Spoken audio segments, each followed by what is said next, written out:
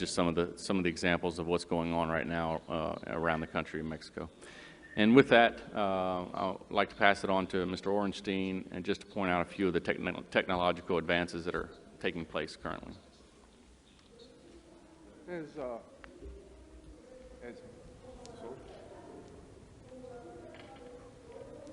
No? It's working? Okay. As Ben has indicated, technology is not intended to replace staff or to take the place of any of the operational requirements that are needed to operate an efficient penitentiary system. Technology is intended to be an enhancement, an improvement, and a way of doing business that makes it more efficient, more complete, and doesn't rely as much on faulty systems. And as we all know, technology is ever emerging. Every day there are new technologies. There is improvement to existing technologies. What we wanted to do in the model program was to develop facilities that can accommodate technology changes, that we build in infrastructures into the new facilities under the model program that allow for change, but that also allow for technology to be built in versus providing technology in an older facility and retrofitting technology in an old structure. It's a lot more difficult, a lot more expensive to do that. So the new model facilities will have an infrastructure that allows for technology to emerge, take advantage of today's technologies, while also allowing for future changes of those technologies. Some examples that I just want to talk about in the emerging technologies that we're providing in the next generation of the facilities are technologies that will assist us in identifying inmate populations, to get away from logbooks or writing down every movement, relying on somebody's memory to record information. That technology can assist in recording that information, and information can be retained and can be brought up efficiently, quickly, and doesn't take up a lot of space to store. Some emerging technologies allow for putting information, identification information, and pictures, photographs, fingerprints, even DNA at the beginning of the process, and that storage of that identification information is maintained with that inmate no matter where he or she goes within the system. The machine that you're looking at currently takes the picture, takes initial identification information, and provides a storage for access that is controlled by administration and policy. The next slide, please.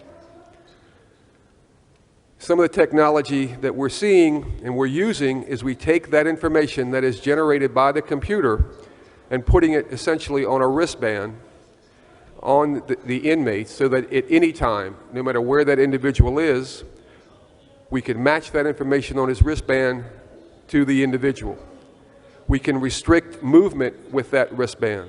That wristband, today's technology, has an electronic chip that if the wristband is damaged, if the wristband is broken, if the wristband is removed in any way that is detected within the system immediately, and the individual is then dealt with accordingly. That is traditionally a severe penalty for modifying or attempting to remove that wristband. But that wristband can be placed up against a reader anywhere within the institution, and will tell anybody immediately who this person is, what his restrictions are, what his movement restrictions are, and what classification of an inmate he is, to make sure that he is where he belongs to be within the penitentiary system in the housing. Some other emerging technology is storage of prisoner materials, prisoner possessions, much like traditional dry cleaning system. Storage of property can be very bulky, can be very space consuming. So there are efficiencies and technologies to assist in storage of property so that it doesn't take up as much space and is readily identifiable. Next slide. New generation is what it's called, facilities or contemporary facilities. This picture is a maximum security contemporary facility housing unit that some population are maintained within barriers, and some populations are also allowed out into the day room without the barriers. So we've got a controlled environment that is controlled by the officer within that unit at the desk area where the officer is housed, controls each one of those cells. However, the officer in the housing unit does not control the exit out of the housing unit.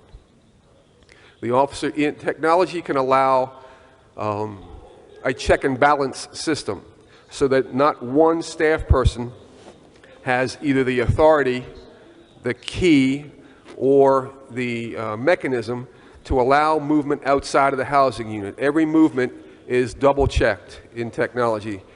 We are able to, in the housing unit, maybe open one door but not two. The technology allows for a check and balance in movement within the housing unit, out of the housing unit, wherever through the facility, so that one person does not control all the movement that is required to exit the facility to the perimeter. The desk unit in the bottom right-hand corner of this picture is the officer station that is stationed within that housing unit. The inmates, that control panel controls only the doors into the individual cells. There is, in order to go into the housing unit, traditionally there is what's called a sally port, a two-door system.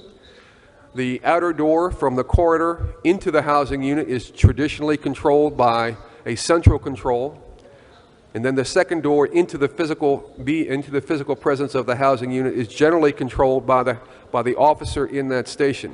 So that if that officer is taken over, and if that control station is manned by inmates, they do not have the access to get out of that housing unit.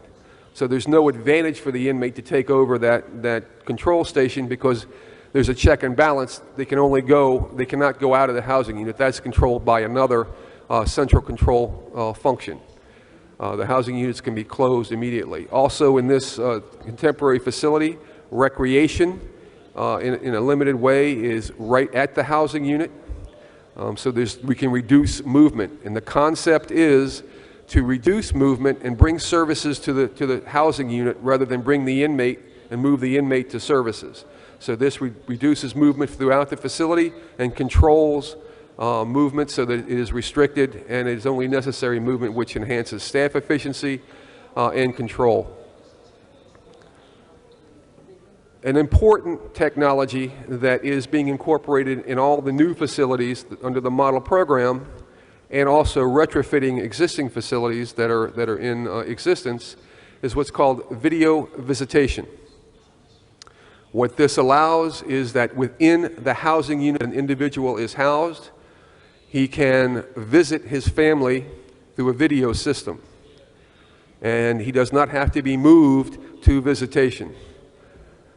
Also, the advantage for the family is that the public side, where the public gets access to the visitation, doesn't necessarily have to be